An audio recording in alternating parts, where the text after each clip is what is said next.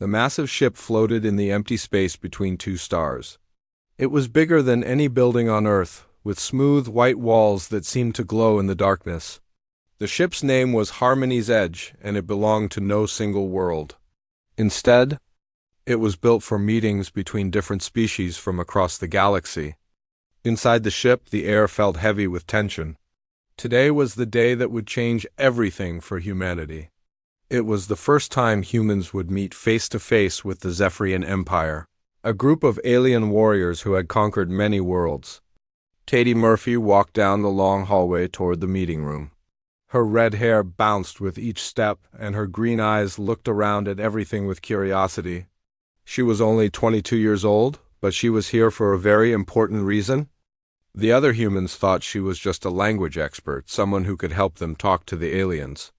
They had no idea who she really was. Behind her walked Ambassador Greg Martinez, a tall man with gray hair and worry lines around his eyes. He had been a diplomat for 20 years, but he had never dealt with anything like this before. Next to him was Dr. Alan Brooks, a scientist who studied alien cultures. Captain Lisa Stone followed them, her military uniform crisp and perfect. The last member of their team was Ben Clark, who was supposed to help them understand alien customs. "Remember," Ambassador Martinez whispered to his team, "we need to be respectful but not weak. These Zephyrians respect strength, but they also have a history of crushing anyone they think is helpless." Katie nodded, but she wasn't really listening. She was thinking about the files she had read about the Zephyrians. They were warriors who stood 9 feet tall, with scales that changed color based on their emotions. They had sharp teeth and claws, and they believed that the strongest should rule over the weakest. They had destroyed entire cities on other worlds, turning peaceful planets into slave colonies. The doors to the meeting room opened with a soft hiss. Katie stepped inside and immediately felt the change in the air. The room was huge, with a long table in the center. The walls were covered in symbols from different worlds, representing all the species that had made peace agreements in this very room. But Katie's attention was drawn to the other end of the table, where the Zephyrian delegation waited. Commander Vexthal was the first thing she noticed. He was enormous, even by Zephyrian standards, standing almost 10 feet tall. His scales were deep red, which Katie knew meant he was a high-ranking warrior. His eyes were yellow and seemed to glow in the soft light of the room. He wore armor that looked like it was made from the bones of some giant creature, and weapons hung from his belt.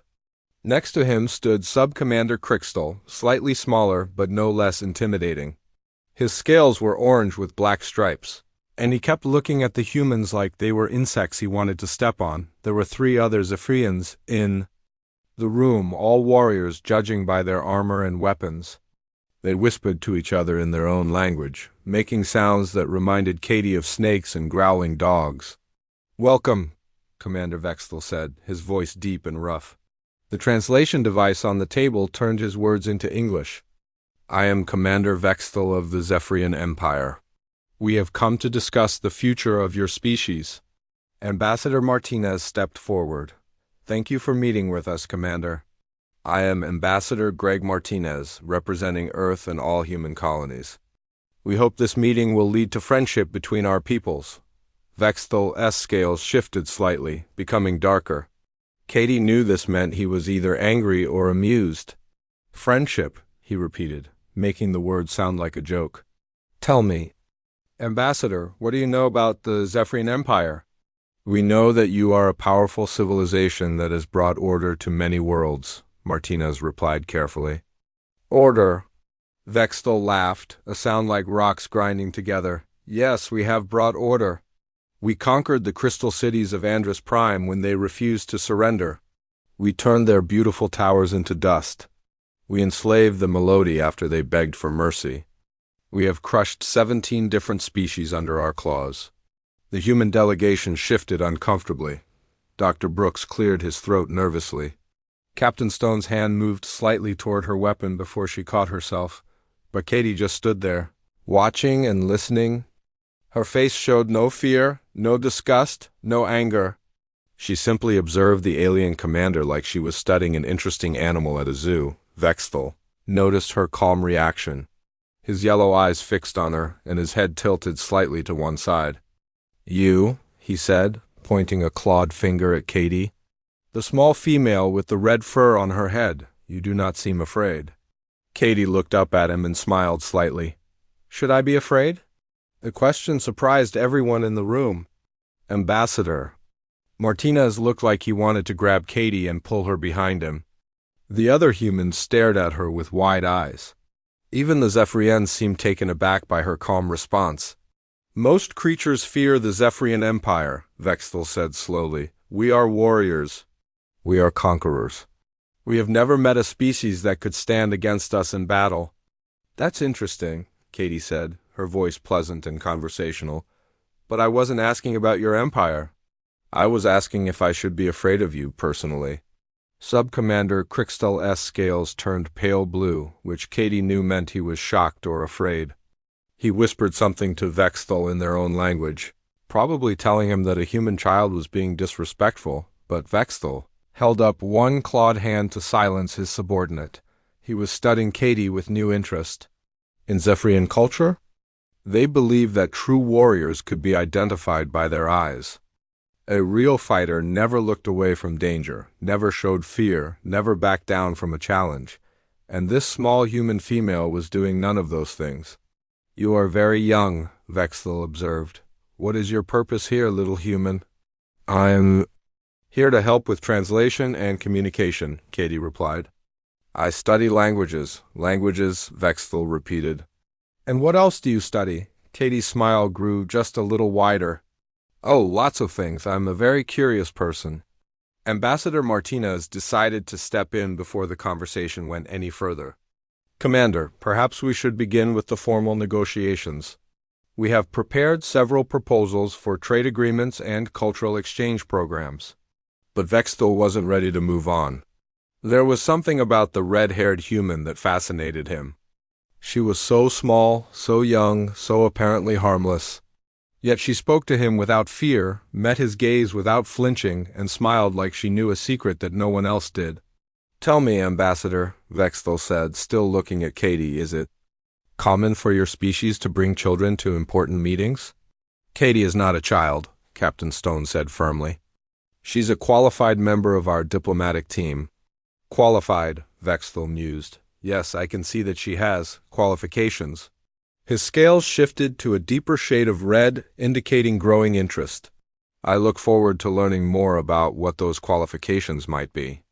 The formal negotiations began, but throughout the long discussions about trade routes and territorial boundaries, Vexthel kept glancing at Katie. She sat quietly, occasionally whispering translations to the other humans, but mostly just watching and listening. And every time Vexthel looked at her, she was already looking back at him, with that same small, knowing smile on her face. The second day of meetings started early. Katie woke up in her small room on the diplomatic ship and looked out the window at the stars. She had slept well, unlike the other humans who had spent the night worrying about how the first day had gone.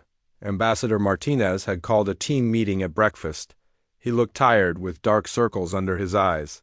"We need to be more careful today," he said, stirring his coffee with shaking hands. "Commander Vexthel seems very interested in Katie, and that could be dangerous." Dr. Brooks nodded, pushing his scrambled eggs around his plate. "The Zephyrians have a history of taking young people from conquered worlds as trophies. Maybe we should keep Katie away from the main discussions." "No," Katie said quietly. "That would make them suspicious. Besides, I can handle myself." "Captain." Stone looked at her carefully. "Are you sure? These aliens are not like anything we've dealt with before." Katie smiled, the same small smile she had worn yesterday. "I'm sure." When they entered the meeting room, the Zephyrians were already there.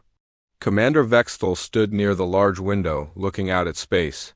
His scales were a dark purple color, which meant he was thinking deeply about something. When he saw the humans enter, his scales shifted to their normal red. "Good morning," he said through the translator. "I hope you slept well on our ship." "Thank you for your hospitality," Ambassador Martinez replied. "We are ready to continue our discussions." But Vexthel had other plans. "Before we talk about Trade and treaties, I want to discuss something more important. I want to talk about strength. He moved to the center of the room, his footsteps heavy on the metal floor. In the Zephyrian Empire, we believe that the strong should rule and the weak should serve. This is the natural order of things. It is why we have conquered so many worlds. Sub-Commander Krikstal stepped forward. The commander speaks truth. We have seen many species and they all fall into two groups. Warriors and prey, there is no middle ground. Katie listened to the translation, her head tilted slightly to one side. She found it interesting how the Zephyrians thought about the world. Everything was simple for them, strong or weak, hunter or hunted, winner or loser. Let me tell you about our greatest victory, Vexthal continued, his voice growing louder. The planet Andros Prime was beautiful. It had cities made of crystal that reached into the clouds. The people there were artists and musicians. They created wonderful things. He paused, letting his words sink in. But when we arrived, they refused to surrender. They said their art was more important than our strength. They said beauty was stronger than war. Vextal's scales darkened. So we showed them how wrong they were. We destroyed their crystal cities in one day. We turned their beautiful towers into powder. We took their artists and made them slaves. Now they work in our minds, and they will. Never create art again. Dr. Brooks looked sick. Captain Stone's jaw was tight with anger. Ambassador Martinez tried to keep his face neutral, but Katie could see his hands shaking slightly. Then there were the Melody, Vexthal went on.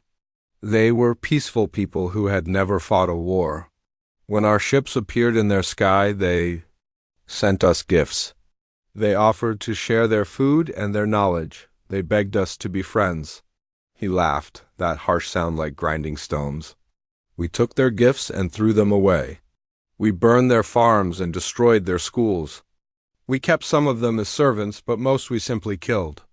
They were too weak to deserve life. The room was silent except for the quiet hum of the ship's engines. Katie watched Vexthal's face as he spoke. She could see that he was proud of what his people had done. To him, destroying peaceful worlds was not cruel, it was just natural. This is why we are here, Vexthal said, looking directly at the human delegation. We want to know what humans are. Are you warriors who deserve respect, or are you prey that should be hunted? Ambassador Martinez cleared his throat. Commander, we believe that strength comes in many forms. Military power is just one type of strength. We also have the strength of science, of cooperation, of words, Vexthal interrupted. Just words. I have heard the same words from every species before they fell to our weapons. The Androsians spoke of the strength of beauty. The Melody spoke of the strength of peace. Where are they now? He began to pace back and forth, his claws clicking on the floor. I want to know about real strength. I want to know about killing. I want to know about war. Katie had been quiet during this whole conversation, but now she spoke up. What do you want to know exactly? Vexthal stopped pacing and looked at her. I want to know if humans are killers. I want to know if you have the warrior spirit, or if you are just another race of prey animals pretending to be strong. And how would you find that out? Katie asked, her voice calm and curious. By looking into your eyes, Vexthal replied. A true warrior carries death in their eyes. You can see it if you know what to look for. It is the mark of someone who has taken life and felt no shame about it. He moved closer to Katie, towering over her small form. I have looked into the eyes of 1,000 warriors from 12 worlds. I know the difference between a killer and a victim. Sub-Commander Krikstal watched nervously as his commander approached. The young human. Commander, he said in their own language, perhaps we should not waste time with the younglings. The adult males are clearly the leaders here, but Vexthal waved him off. No, Krikstal. This one is different. I have been watching her since yesterday. She does not fear us. She does not show respect for our power. She watches us like she is studying us. Katie smiled at the alien words she understood perfectly, even before the translator could process them. Her language skills were much better than anyone knew. You understand us, Vexthal said, noticing her reaction. You speak our language, a little, Katie admitted. I'm good with languages. Interesting. Vextel's scales shifted to a brighter red. Tell me, little human, what do you think of our stories? What do you think of our conquest of the Andrusians and the Melody? Katie considered the question seriously. I think you did what you thought was necessary. You saw them as threats to your way of life, so you eliminated them. Her answer surprised everyone in the room. The other humans stared at her in shock. They had expected her to be horrified by the stories of genocide and slavery. Instead, she spoke about it like it was a simple military strategy. You are not horrified? Vextel asked. Should I be? Katie replied. You're predators. They were prey. In nature, predators hunt prey. It's not personal. It's just what happens. Vextel's eyes narrowed. This small human was unlike anyone he had ever met. She spoke about death and conquest like they were ordinary things. There was something in her voice, something in her eyes, that reminded him of his own warriors. You speak like someone who understands war, he said slowly. I understand many things, Katie replied. The alien commander made a decision. He had been curious about this human since the moment he met her. Now he was going to get the answer to the question that had been bothering him all night. Tell me, little human female, he said, his voice carrying clearly through the room. In your short life, have you ever killed? The question hung in the air like a challenge. Ambassador Martinez tensed, knowing that this moment could change everything. Captain Stone's hand moved instinctively toward her weapon. Dr. Brooks and Ben Clark held their breath, and Katie just stood there, looking up at the massive alien warrior with that same calm expression she had worn since the moment she walked into the room. The silence in the room was so thick that Katie could hear her own heartbeat. Commander Vextel's question hung in the air like a blade waiting to fall. Every person in the room held their breath, waiting to see what would happen next. Katie looked up at the massive alien warrior. He was so tall that she had to tilt her head back to meet his yellow eyes. His red scales seemed to glow in the soft light of the meeting room. His claws were long and sharp, designed for killing. His teeth were like daggers. Everything about him screamed danger. But Katie was not afraid. She stood there for a long moment, just looking at him. Her green eyes were steady and calm. Her breathing was slow and controlled. She looked like a child standing next to a giant, but there was something in her posture that suggested she was not as helpless as she appeared. Ambassador Martinez wanted to step forward to protect her, to say something that would change the subject. But he found that he could not move. There was something about the way Katie was standing that told him to wait, to let her handle this herself. Dr. Brooks was sweating. Captain Stone's hand was still near her weapon, but she knew that if things went wrong, her gun would not be enough to stop 5 alien warriors. Ben Clark was pressed against the wall, trying to make himself invisible. The Zephyrians were watching too.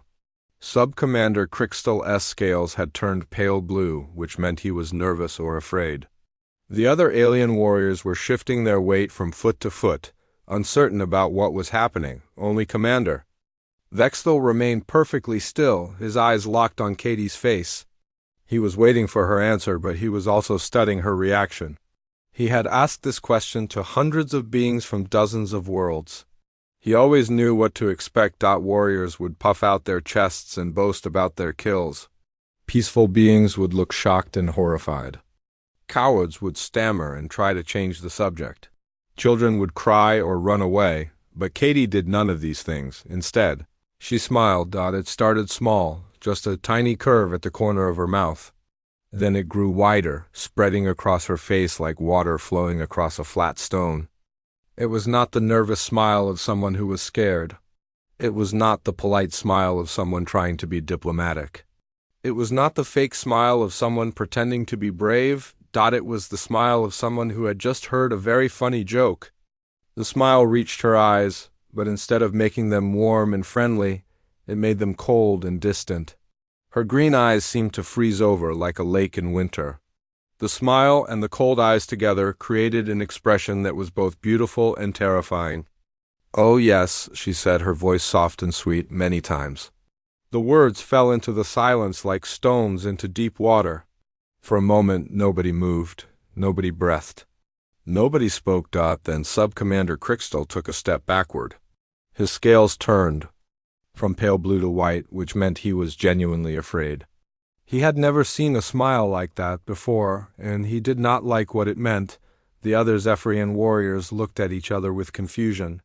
They had expected the small human to deny the question, or to break down crying, or to try to run away. They had not expected her to smile and say yes.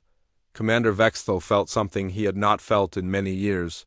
A cold feeling in his stomach, a tightness in his chest. A sudden urge to take a step backward, but he was a warrior, and warriors did not retreat. So he stood his ground, even as every instinct told him that he was looking at something dangerous. "Many times," Katie repeated, her smile growing even wider. "Would you like me to tell you about them?" Her voice was still soft and pleasant, like she was offering to share a recipe or tell a bedtime story. But there was something underneath the sweetness. Something dark and sharp that made the hair on the back of everyone's neck stand up. Ambassador Martinez felt his mouth go dry. He had read Katie's file, but he had never seen this side of her before. The young woman standing in front of him was not the same person who had been quietly translating languages and taking notes for the past 2 days. Captain Stone recognized the look in Katie's eyes. She had seen it before, in the eyes of soldiers who had been to war and come back changed. It was the look of someone who had crossed a line that could never be UCROSSED. Dr. Brooks was trying to understand what was happening. The Katie he knew was a linguistics student, barely out of college. She was supposed to be innocent and harmless. She was supposed to be the safest member of their team.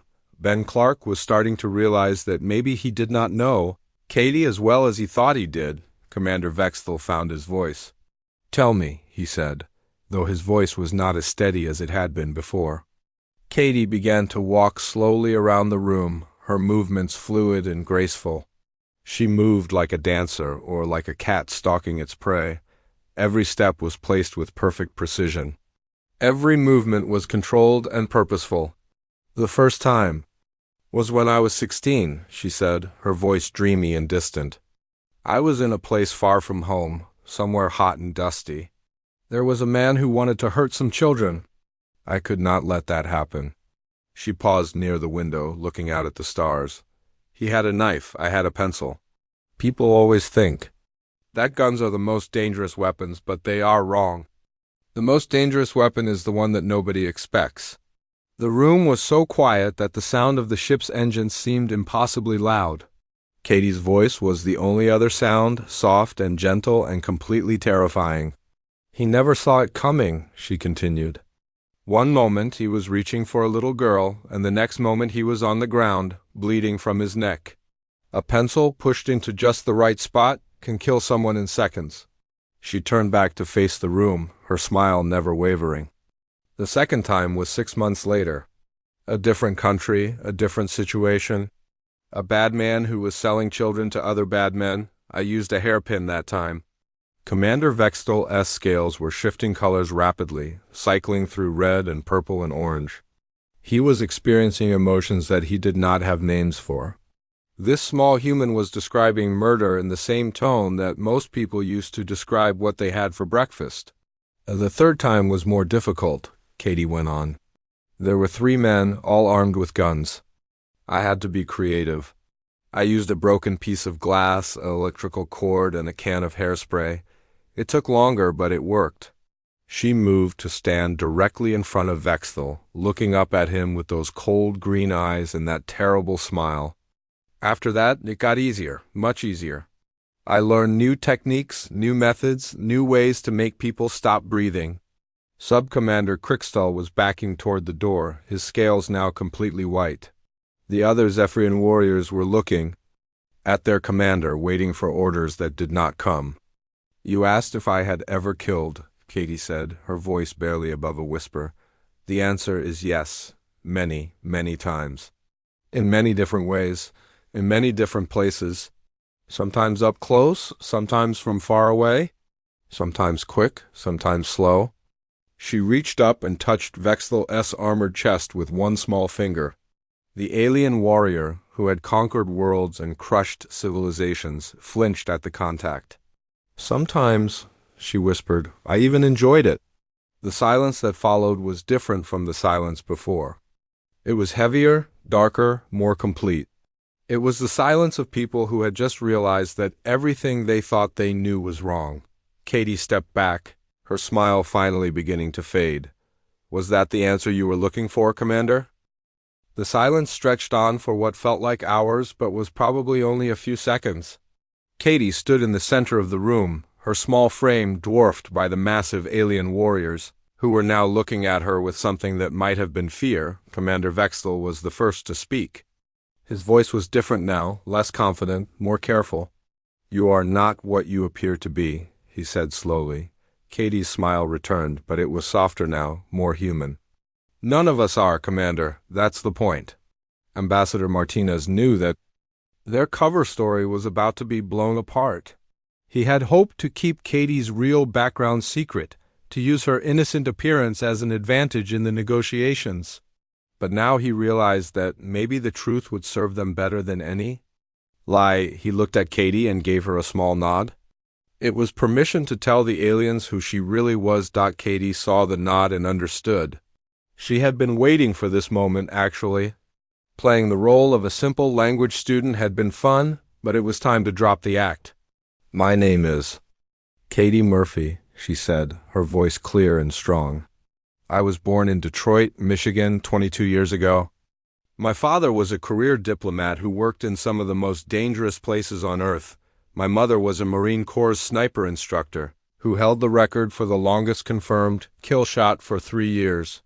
She began to pace again, but her movements were different now. Less predatory, more professional, like a teacher giving a lecture to a class of students. I started learning languages when I was 5 years old. By the time I was 10, I could speak 6 languages fluently. By 15, I could speak 12.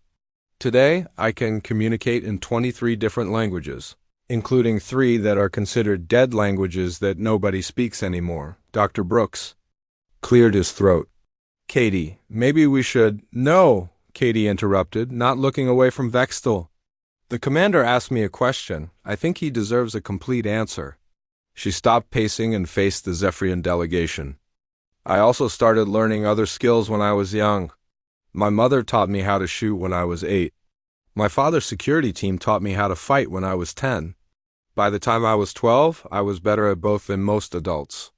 Captain Stone decided to help fill in the details. "Katie Murphy is not just a linguistics expert," she said, her voice formal and military. "She is a member of a very special unit in the human military. We call it the LAM program." "LAM program?" Sub-Commander Crixtel asked, his scales still pale with fear. "Lambs are young sheep," Katie explained. "They look innocent and helpless. Predators think they are easy targets. But sometimes what looks like a lamb is actually something much more dangerous." She moved to stand next to Captain Stone. "The LAM program recruits people who can pass for innocent civilians. Young people, usually. People who can go places that soldiers cannot go, who can get close to targets that would never trust a uniformed military officer." Ambassador Martinez took over the explanation. "Katie has been on 17 different missions in the past 6 years. She has prevented 4 terrorist attacks, stopped 3 human trafficking operations, and eliminated dozens of threats to human security." "Eliminated," Commander Vextel repeated, understanding the meaning. "Killed," Katie said simply. "The word you are looking for is killed. I have killed 47 people in service to my species. 47 bad people who were hurting innocent people. 47 people who thought I was harmless right up until the moment they stopped breathing." Dr. Brooks spoke up, his voice shaky. "Katie holds several records in the human military. She is the youngest person ever to complete advanced combat training. She is the only person ever to score perfect marks on every single test in the program. And she holds the record for most confirmed kills by any operative under the age of 25. But that is not even the most impressive thing about her," Ben Clark added. "The most impressive thing is that she has never been caught, never been suspected. Never been identified as anything other than a young student or tourist or interpreter. Katie smiled at this, a genuine smile this time. That is the real skill, Commander. Anyone can learn to kill. It is not that difficult if you have the right training and the right tools, but learning to look harmless while being deadly, that takes real talent.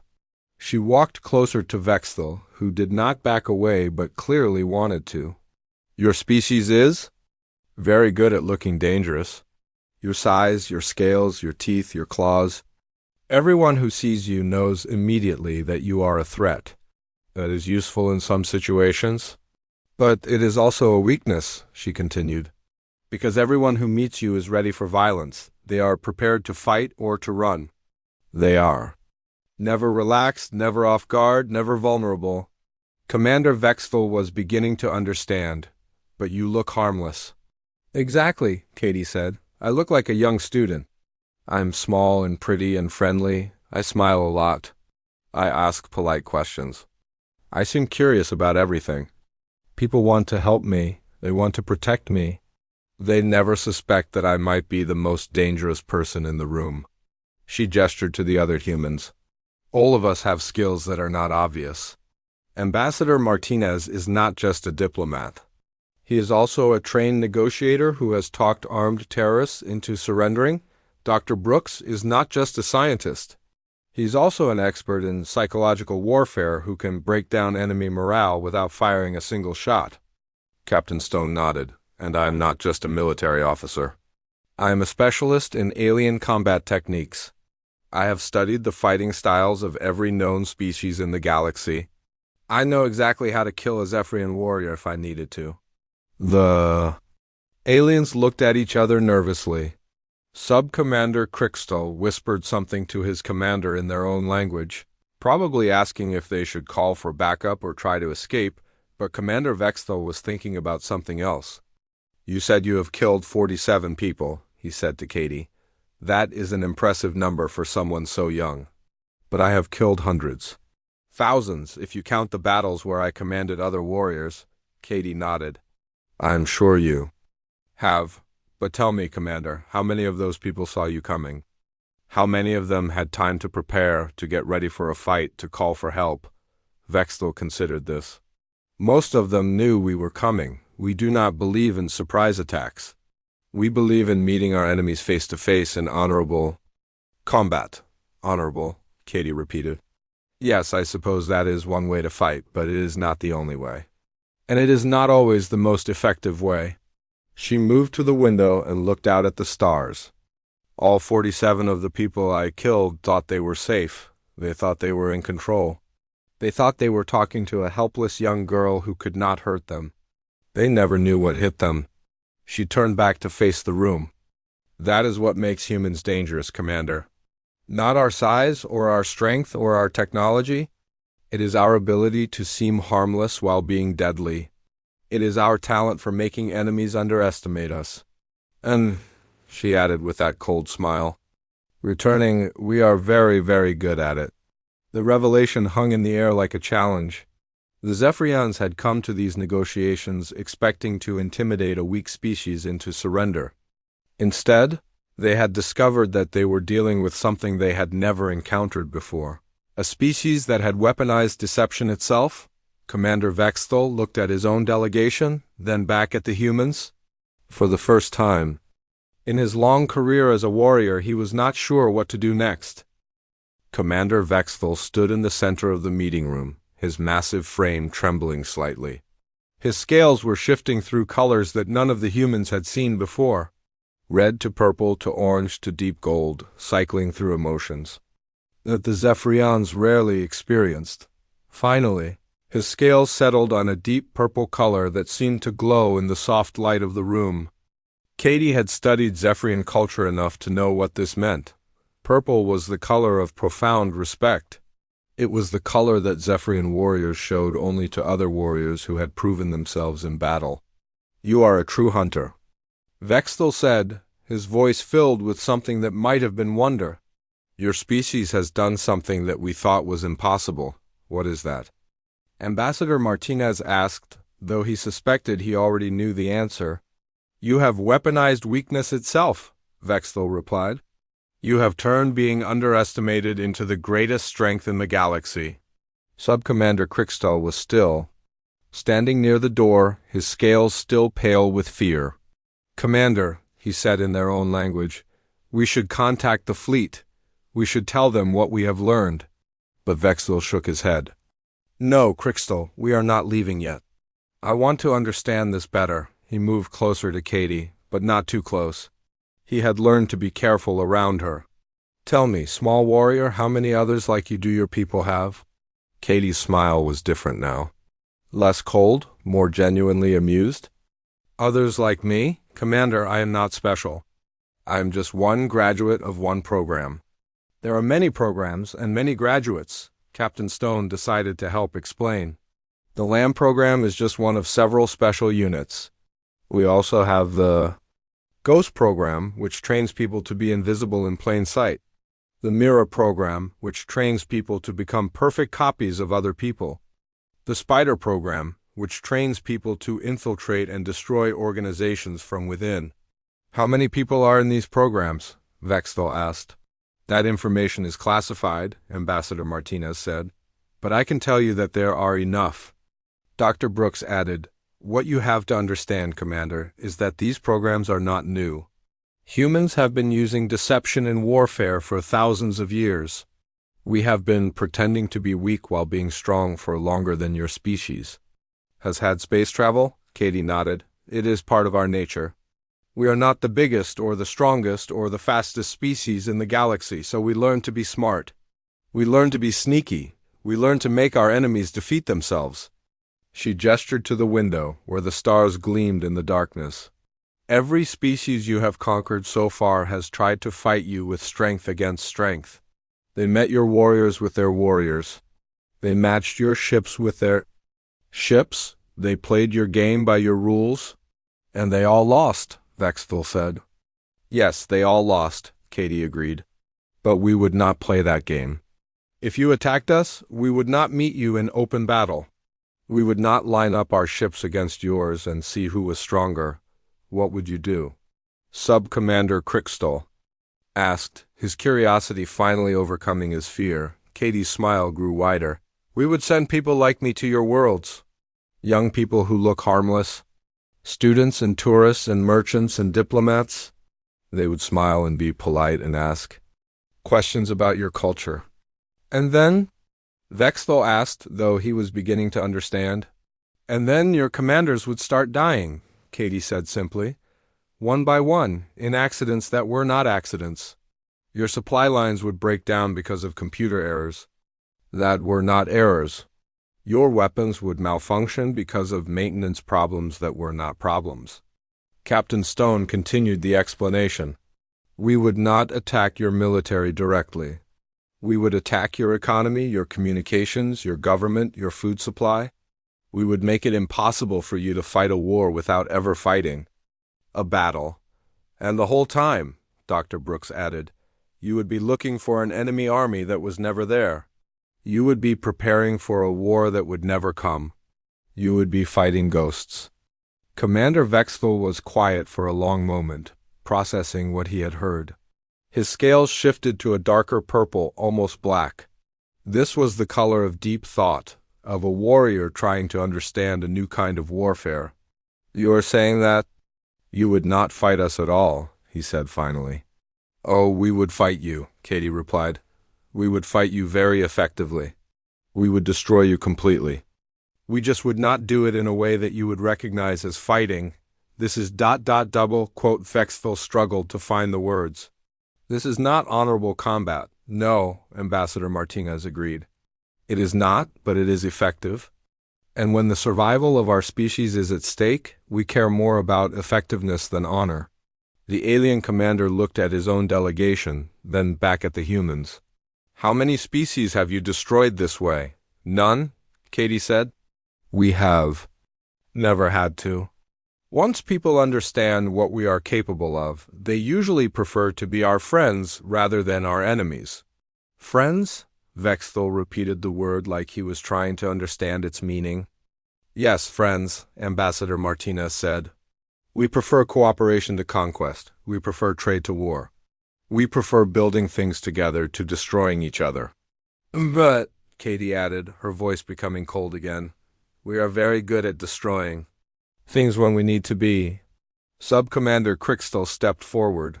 Commander, we should report this to the Emperor. He needs to know what kind of species we are dealing with. Yes, Vexthel agreed. He does need to know. He turned to Ambassador Martinez. What do you want from us, humans? A treaty, Martinez replied. A mutual agreement of non-aggression.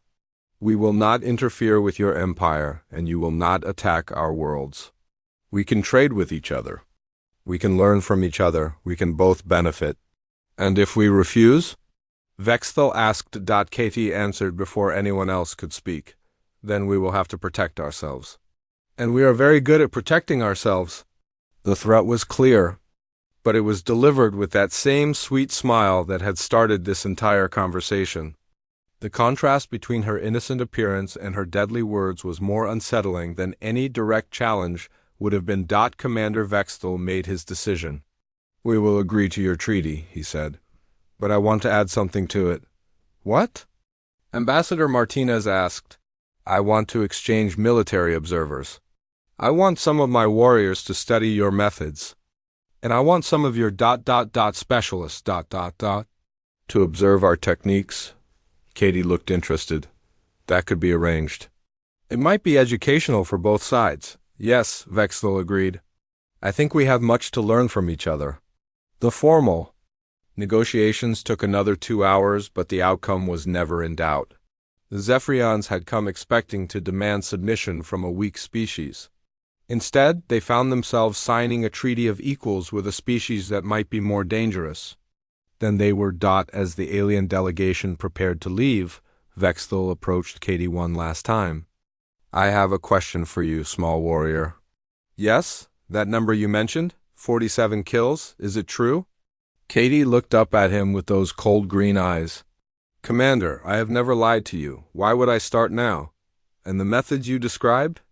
The pencil, the hairpin, the broken glass. All true, Katie replied. Would you like me to demonstrate? Vexthel took a step backward, his scales shifting to pale blue.